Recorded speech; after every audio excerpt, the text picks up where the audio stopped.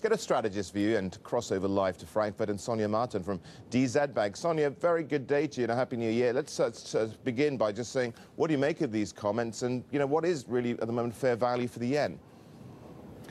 Well, good morning to you too. As far as Japan is concerned, one would think that these new finance ministers get taken aside when they take office and someone actually tells them that they should be careful commenting on the currency. This is, after all, not the first time that we have seen new Japanese finance minister making these comments and then having to backpedal almost right away. The last one did the same thing right after taking office too. I wouldn't take these comments too seriously. I think he was sidetracked a little bit, said something that he hadn't quite thought through.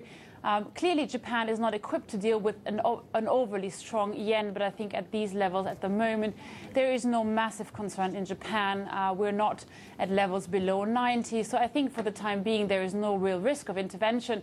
And I think that the new Japanese finance minister, Khan, will probably refrain from making any further comments on the currency in the coming weeks. And the thing here, Sonja, is surely, just to put it into context, he doesn't have any foreign exchange experience, the new Japanese finance minister. So why were the market reacting to what he had to say with such vigor? Well, Japan has a very active history of intervention, and although the new finance minister may not have a history in FX policy, that doesn't necessarily mean that he won't intervene. He has the power to do so. But as far as his background is concerned, you are right. He has no background in this area whatsoever. He was health minister, I think, in the 90s for a while. He was head of his party for a while. He does seem to have a very odd background, given that he's the new finance minister, plus the fact that he, I think, had to resign due to financial irregularities twice already. Seems an odd choice. But that's maybe part of the problem. He is a bit of a blank sheet as far as this is concerned, so one couldn't really tell how serious he would be.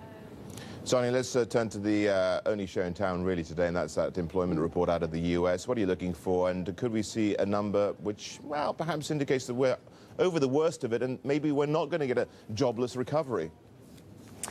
Well, clearly that would only happen if we were to slip back above the zero line, and I think at the moment the consensus forecast is for zero.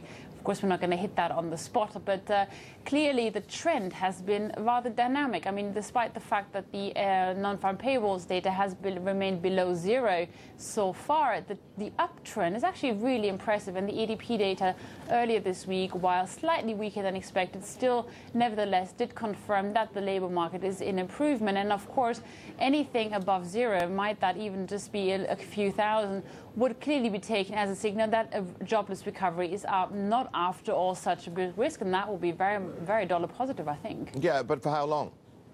Well, not very long. That's the problem. I think, the U.S. has gotten off the starting blocks first as far as recovery is concerned. But let's face it, they're not looking at 50-meter sprint here. They're looking at 1,000-meter hurdles. There are a lot of problems ahead. And although the dollar may be better supported by stronger data for the time being, I don't think that we're going to see a new dollar uptrend developing here because, the market is going to remember before long that the U.S. has a huge external financing requirement, faces a huge debt burden, and all these issues are going to weigh on the dollar in the medium term. So I'm assuming with that non-farm payroll being the big data of the day, that your trade of the day also concerns the dollar? Well, I think clearly there's a lot of upside here for the dollar in this data, and I think that it would be a bit too early to go against the prevailing trend, and I think there's a chance that we're going to see euro-dollar trading lower, yes. Right, thanks a lot for that, Sonja Marten there joining us from Frankfurt. She's at DZ Bank.